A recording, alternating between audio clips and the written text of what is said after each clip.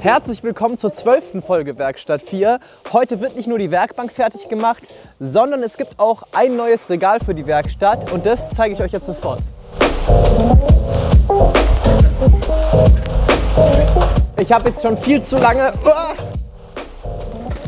mein ganzes Werkzeug hier in dieser Kiste bzw. auf dem Boden gelagert und es ist wirklich keine dauerhafte Lösung. Deswegen freue ich mich mega, dass ich dieses wunderschöne Apothekerregal jetzt hier in meiner Werkstatt habe und da kommt vor allem das Werkzeug rein. Ich habe mir außerdem dieses nicht weniger schöne Beschriftungsgerät besorgt. Da kann man hier so die Buchstaben einstellen.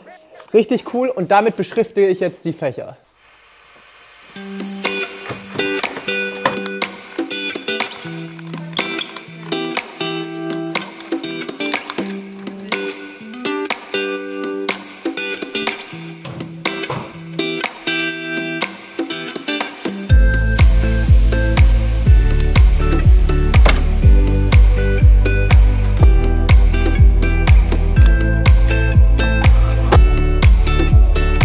Ich finde das so heftig befriedigend, wie gut diese Werkzeuge einfach in diese Fächer von dem Regal passen. Zum Beispiel auch die Oberfräse und die Handkreissäge passen halt perfekt rein.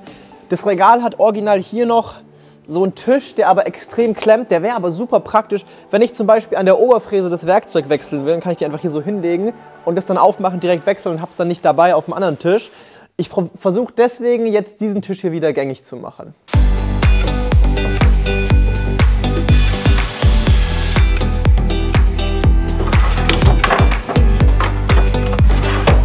So, das funktioniert auch wieder. Jetzt geht's an den Tisch. In meinem letzten Video zur Werkbank haben sich ja viele Leute darüber aufgeregt, dass ich sehr viele Lasuren verwende. Und lasst mich jetzt kurz erklären, wieso ich das mache. Also erstens habe ich so viele Lasuren verwendet, weil es mir einfach persönlich gefällt. Meinungen unterscheiden sich, Geschmäcker unterscheiden sich. Und so gefällt mir eben diese Optik ziemlich gut, weshalb ich die ja auch am Werkstattwagen, am Schweißgerätewagen, an meiner Treppe und an meiner 3D-Druckkabine verwendet habe. Und da möchte ich mit der Werkbank natürlich auch folgen. Und außerdem schaut euch mal an, wie diese Werkbank nach nur einer Woche bei mir in der Werkstatt aussieht. Ich bin einfach ein Universalhandwerker, verwende viele verschiedene Werkstoffe und dementsprechend wird es bei mir auch relativ schnell dreckig. Und so ein helles Holz sieht einfach sehr schnell ziemlich schmutzig aus und das wäre echt schade drum. Deshalb werde ich auch die Tischplatte lasieren und jetzt kommen auf jeden Fall auch erstmal die Fronten an die Schubladen dran.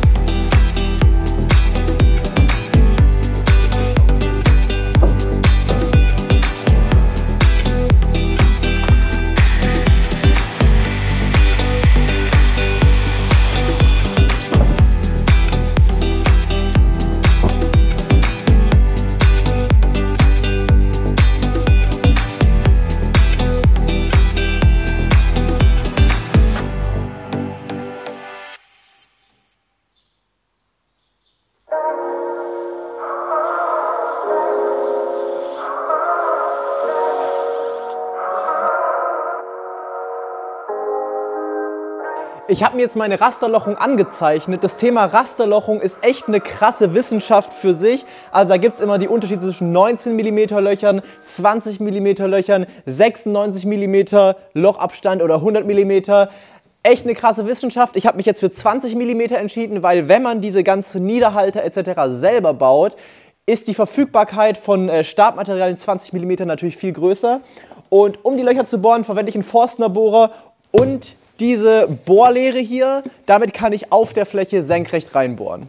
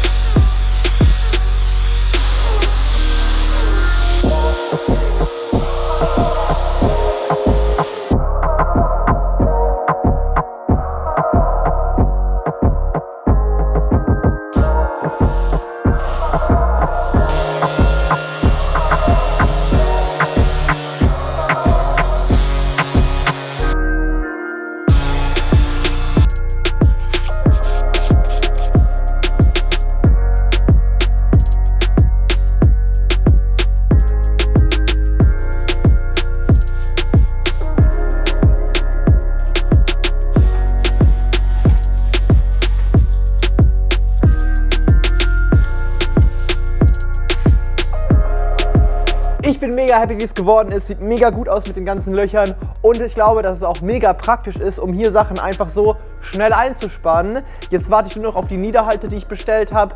Bin sehr gespannt, wie das funktioniert. Nochmal machen würde ich es aber nicht auf diese Art und Weise, weil mit dem Forstner-Bohrer war das so heftig viel Arbeit, die ganzen Löcher zu bohren. Musste den nämlich immer wieder rausziehen während dem Bohren und wieder rein, weil der sonst verstopft ist. Und das war echt kein Spaß. Ich glaube, ich habe, um alle Löcher zu bohren, ungefähr 6 Stunden gebraucht. Und meine Hände tun auch ganz schön weh.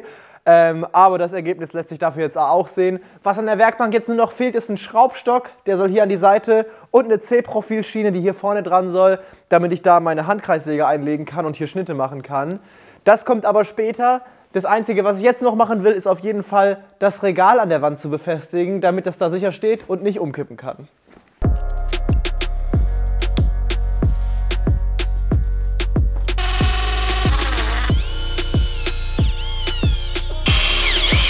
So, mein neues altes Regal steht jetzt auch kippstabil da und langsam kehrt jetzt endlich Ordnung in die Werkstatt ein. Ich freue mich auf jeden Fall mega, dass ich jetzt endlich einen Ort habe, wo ich meine ganzen Werkzeuge und meine ganzen Kleinteile einsortieren kann. Richtig cool, auch mit der Werkbank bin ich sehr zufrieden, auch wenn die natürlich noch lange nicht fertig ist. Diese Einhandzwinge und der neue Akku-Schlagbohrschraube von Lidl haben mir bei diesem Projekt sehr gute Dienste geleistet. Die ist echt super praktisch, also zum Schubladenfronten montieren war das einwandfrei. Ich verlinke euch das Ganze auch nochmal zum Online-Shop von Lidl unten in der Beschreibung. Ich wünsche euch auf jeden Fall eine gute Zeit, auch wenn es gerade nicht besonders einfach ist. Bleibt zu Hause, macht Sachen, die ihr schon immer machen wolltet und geht nicht in überfüllte Baumärkte. Und ich würde sagen, bis zum nächsten Mal. Viel Spaß und macht's gut.